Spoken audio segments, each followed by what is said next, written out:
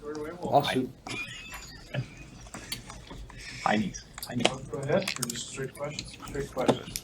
You're pretty familiar with Greg Schiano, right? Yeah. What was your experiences with him when you were a player and he was an assistant on that team, and just your relationship over however many years with him, and what you respect about him? I respect. He's. There's lots of coaches that are regarded as like the best coaches in college football. Not many could do what he's done. Okay. Speaking as a guy who won at Temple, and I mean, you go win at Rutgers. Before he got there, not many people had won there, and he won there at a high level, left and came back, and he's winning there again now at a high level. He's a great football coach.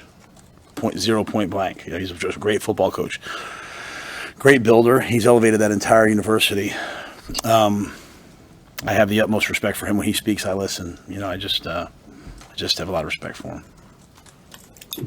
You thought after the game, your initial impression was Gunnar did pretty well. Did the tape kind of confirm that with the O-line and just how they got after it? Yeah, I think so. I think Gunnar played well. I mean, there's some things, he learns to continue to work his anchor. As he's getting people going speed to power on him, he continues to work on it. He'll get better. That's a really important thing this week. There's no better coached defensive front you'll see than the Rutgers D-line. And I think our guys know that from playing them 2 years ago, because what I like about Rutgers is you look at I have this big board in my office, and there's not a lot of transfers on there, right? There's a lot of homegrown talent, and a lot of tough Northeast kids that play really hard. So Gunnar will have to do what he did last week, continue to get better. I think it's a credit to the guys on our scout team. We have a lot of guys who've played a lot of football who play on our scout teams that give them a really good look.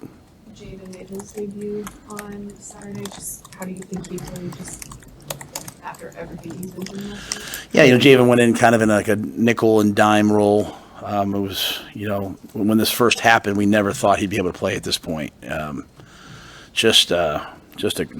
Mathiasen, our team doctor, and the work he's done with the specialists. I mean, I honestly, we were hoping maybe for USC, the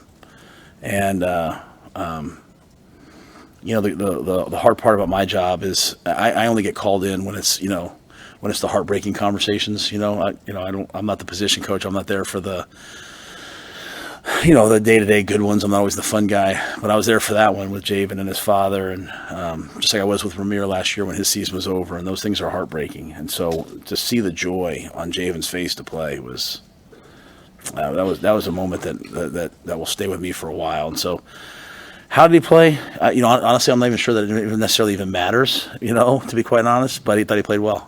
He'll play more this week. He hasn't practiced, hasn't been able to do a thing. It wasn't like, hey, he's coming back from an ankle, he's dealing with, blood clots and all that stuff. So he's, hasn't done a thing really. And but he went out there, and luckily, as he said to me, I'm a ninth year senior, whatever he is. So he's got a lot of reps in the bank.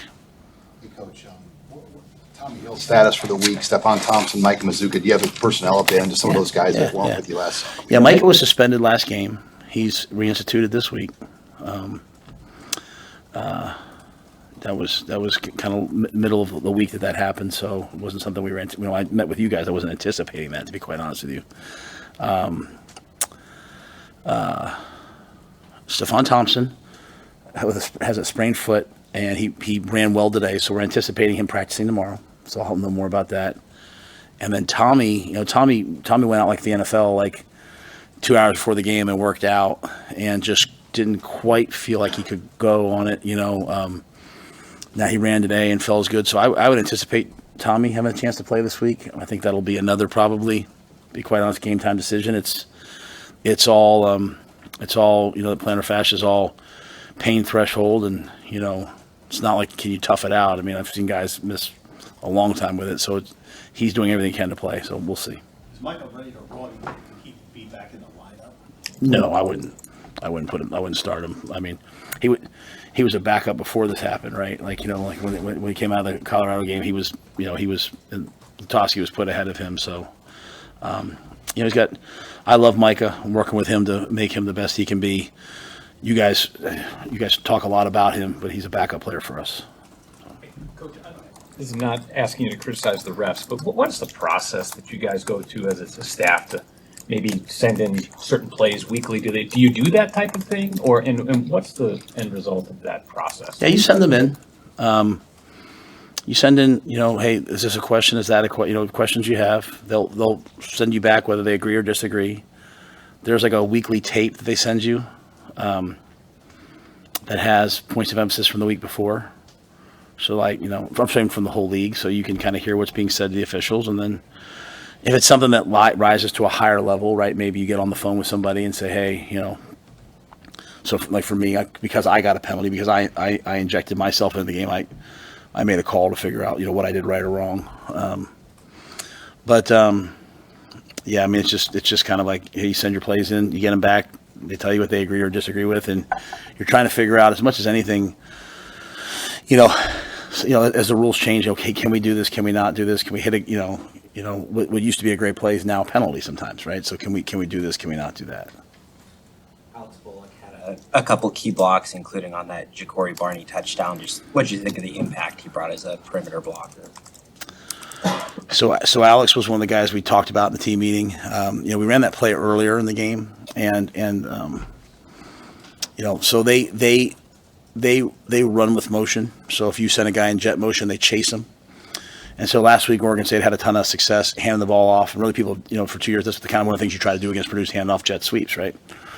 Well, they made the decision, and we actually practiced it in case they did it. They made the decision to, instead of running with it, to rock and roll the safeties, which is a little more complex, but it's better in terms of speed sweeps. So the first one, Alex is going to go block the man-to-man guy. The man-to-man guy doesn't come. He sees a safety, he tries to veer off. He goes and blocks him.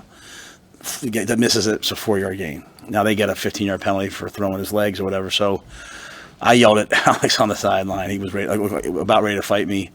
They ran it again. Alex sees it, makes the block. Ja'Cory runs for a touchdown. You see Alex turns around. He does this passionate, I don't know if he was telling me to get lost or if he was just fired up. But it's those kinds of things that we really are trying to build off of, preparing through the event, seeing how people are playing you. What do we need to do differently this game based upon what they're doing? Again, we're in warm-ups, and number 4 goes from playing middle linebacker now to playing an edge player. Oh, shoot. Okay, how are we going to handle this? Now 31's now no longer the deep safety. Now he's down low. 32 is a deep safety. So that's one of the hard things about playing a team that's struggling. They've lost their last 2 games because they're probably going to make some fundamental changes. Alex is just becoming more and more and more the guy that, the coaches or Dylan will say, hey, can I have Alex on this play? Because, he's a guy who finds a way to get a job done, and he was excellent on special teams. He was fantastic on. The shame of the special teams the field goals was so front and center that it was a heck of a day for Brian Buschini. I mean, 5 touchbacks, in kind of hurricane-ish type conditions. I wasn't sure if he'd get the touchback. I think 4 or 5 touchbacks, right? An amazing tackle that lit the team up. 2 tackles on. He was able to field both those snaps, which were really bad snaps, get him down, and made both tackles on those plays. Pooch, the first one, should have been down at the 2, right? So he made an excellent pooch and then put one at the 10, one at the 4. So Buschini, I thought, was magnificent. And Bullock, another guy like that. I always try to talk to our team about the unsung heroes, the guys that no one's noticing. I thought those guys, Alex was one of those guys. You guys are +5 in turnovers. Is this kind of what you envisioned when you thought about where you could be if things went right and turned around in that area? Yeah, I mean, I thought I probably didn't think we would be. I probably didn't prepare for. Oh, yes, let me say that. Yes, I thought we would. If we could just not turn the ball over, we'll have a chance. Games will be close. We'll have a chance to win the game at the end. I didn't probably prepare for us being as explosive as we are in terms of we're really even in the first half. I showed our guys it was.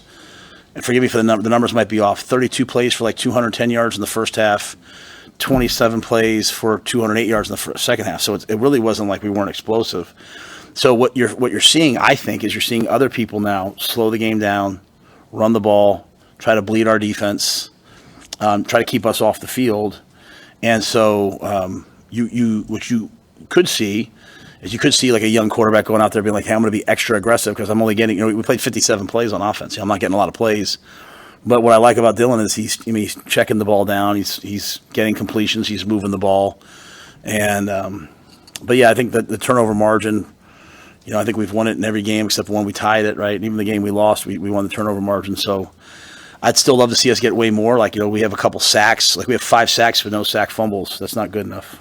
It's not good enough. So those are the things. And I say that because our guys in the meeting, they were like, Ty Robinson barrels through, sacks the quarterback, and he's the first guy to say, I need to knock the ball out there. So there's a lot of places we have to improve. Where are you exceeding your expectations in terms of creating explosive plays? What has your offense done better than maybe you thought it would? I think we have the ability. I think we've had the ability to get the ball to a bunch of different people. Like, you can't sit there and key in on, hey, they really like to favor Nayor. Hey, they really like to favor this guy. I mean, really. If you throw in the pass interferences, right? I mean, I think we had 7 20-yard plays, and that would probably have been like 10, 11, 12, right? So it's not like, hey, it's just this. I mean, we're able just to go out and throw kind of general tempo drop back, and we're holding up in protections. I mean, Emmett and Ramir were excellent picking up blitzes. So I think that's allowed us, some catch and run type things. What I'd like to, there's some things I'd like to see more of. Like, we weren't great in the red zone. In the first half, we were 0 for 2 in the red zone, and we were 2 for 2 in the second half, which is why the game changed, right? Third down was disappointing. But, when you look at it, it was 4th and 1 and we false start, and it was 3rd and 1 and we false start. So just, as I told our guys, it's time for, grown man football. Enough of that. I thought I heard him clap, or I thought I heard, enough of that. Like, come on now. So if we could stay on the field a little bit more, maybe get a few more turnovers in defense, I think we could really see some explosive things happen. But you're about to face some teams like Rutgers who, they don't give up explosive plays. They make you earn it. Coach Shiano doesn't give up explosive plays. They're going to play quarters. They're going to make you earn it. They will pressure you. And as much as we're kind of built to, like, we want you to pressure us, we get the ball out of our hand. They can sit there. They play 4-3 quarters with rugged players, and they'll try to knock you back into the quarterback's lap. So it's a whole different animal that we're facing this week with the way they play. Is that Washington gains 521 yards and scores only 18 points, kind of the template of like what their defense is good at, is preventing those big plays? Yeah, well, I mean, I think they're I just went through it with the team. I think they're in the top 2 or 3. Right? They convert third downs at 51%. Right, so they stay on the field.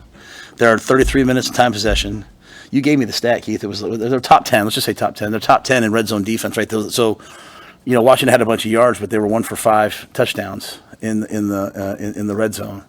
So, we have to even the touchdown we scored, but we had to get to 4th and inches to get it in. So, for us, we're throwing the ball around decently. Can we get the tough yards? Can we get the 4th and 1? Can we get the 4th and 2? Can we get the 3rd and 1 without everything having to be a speed sweep? Can we line up and knock you back and go get that yard? And that's the state. As you look at the things that we're not doing well or what we need to improve upon, it's those hard, tough yards that I'm anxious to see. Hey, Rutgers has got a known history of blocking kicks under Shiani. He's got 71 blocks in his time there. How do you guys address that this week? Just the importance of that phase of this game, after especially what we saw last week.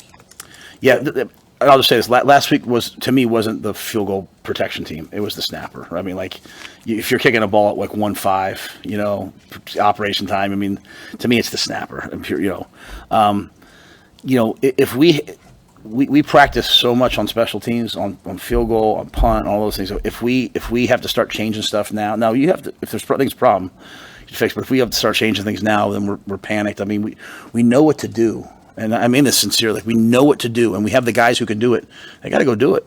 Like that's the phase that we're in. Like, if you guys have heard me talk about like winning football to championship football, like, you can't be a different guy in practice than you are in the games. And like, we're making those kicks in practice every day, and so I expect us to make them in the games. And we're making that snap in practice. So, I expect us to make them in the games. So they're going to come after us. They should come after us, right?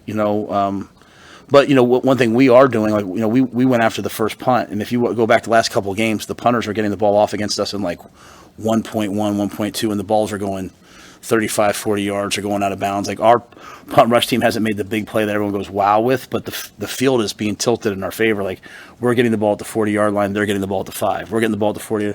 If anything, I'm coachable. I watch Coach Ferentz. I watch these guys, and I'm like, okay, how are they winning in these elements? And the elements haven't really showed up yet, but when they do, like, the wind was there on Saturday.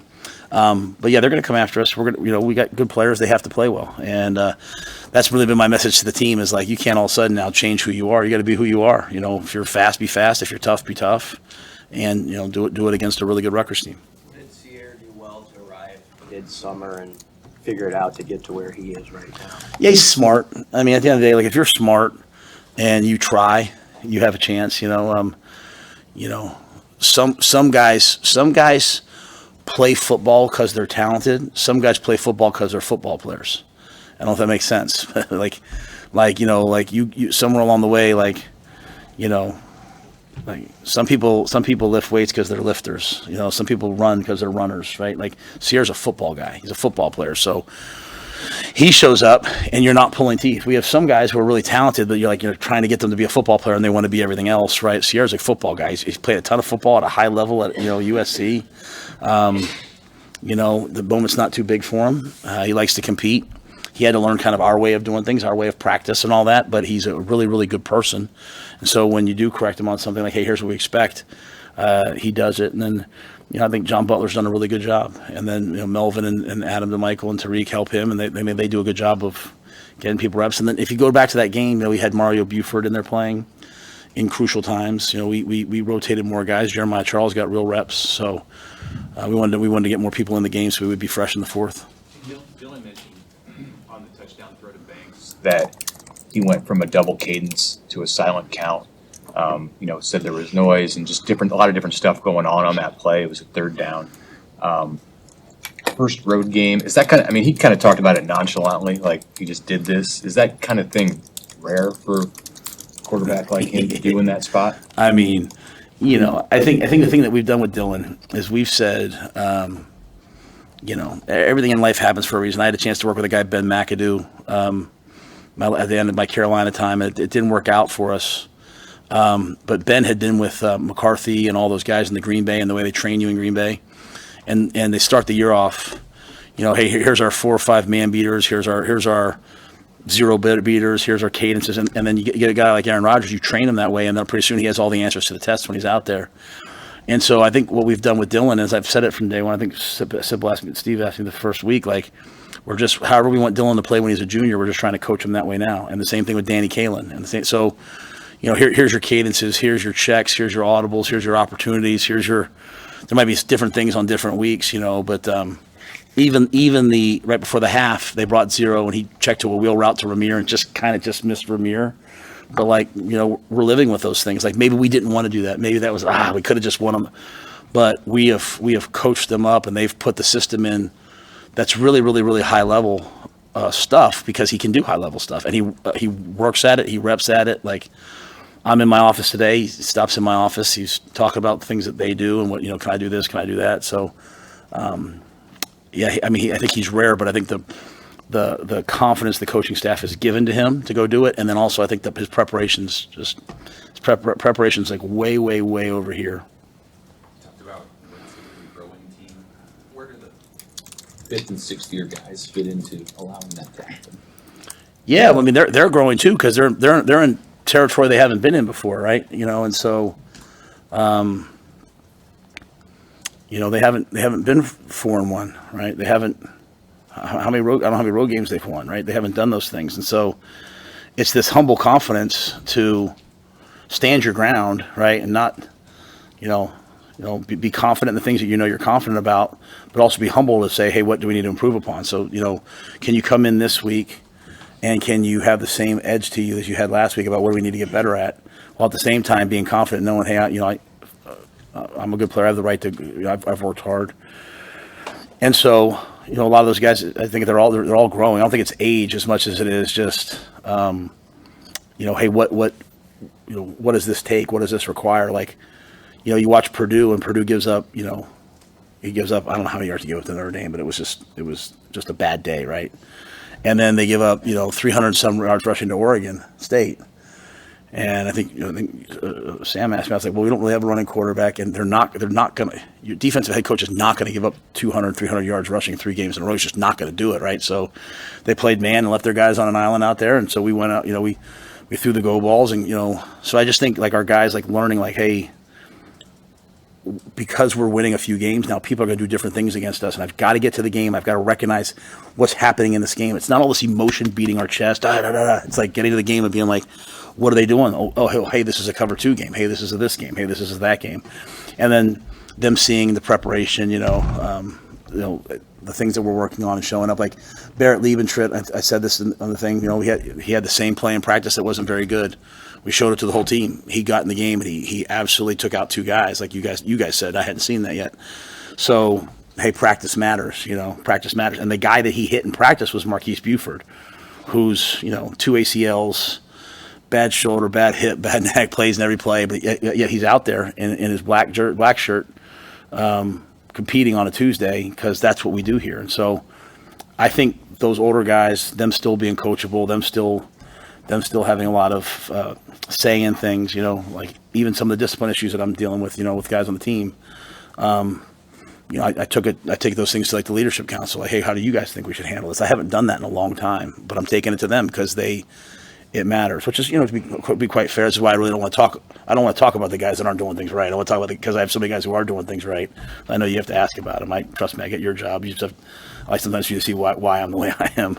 But I'm just blessed to have guys out like Tommy Hill's out there battling to play, so battling to get back out there. Emmett Johnson's averaging over 8 yards per carry now. Assuming he's one of the guys that is doing things right for you. Do you have to rethink the way that you rotate your running backs given his success, or do you kind of like the spot that he's in coming in the way that you guys? No, I think I said last week, hey, we'd like to get him more involved, and maybe a little bit earlier we should have. I still think there's like a rhythm to it in terms of tackling Dante is really hard. Like on the first touchdown drive, there's like a 2nd and 1 or 2nd and 2 where Dante bounces the ball outside, and there's 2 defenders there, and he sets his pads and he runs right through one of them. If we ask Amir and Emmett to do all those things early in the game, then they're not going to be, to me, explosive late in the game. So I think the big backs, you have to just understand that they're setting the tone for the run game. But what I loved about what Emmett did was Emmett caught the ball out of the backfield. He picked up blitzes, and then the first guy never tackled him. And we have our little keys to victory every week. And one of the things for this week was get the ball in the perimeter and be untackleable, right? Like, don't let them tackle you. And even like an outside zone that he cuts back, he gets 9 yards because the first guy's never really tackling Emmett.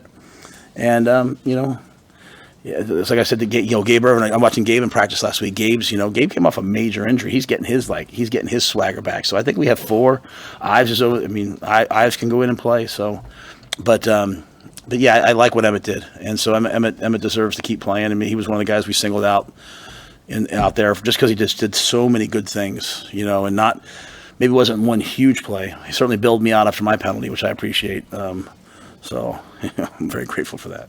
What do you see with Kyle Monunga, the Rutgers back? It's like the Matrix, it's like nothing ever kind of hits him. Like he's running and like he's just got such elite body balance and contact balance, but also like he sees it coming, and so no one ever gets like a true shot on him, right? It's always like a glancing blow. I think he's really, really, really a great player.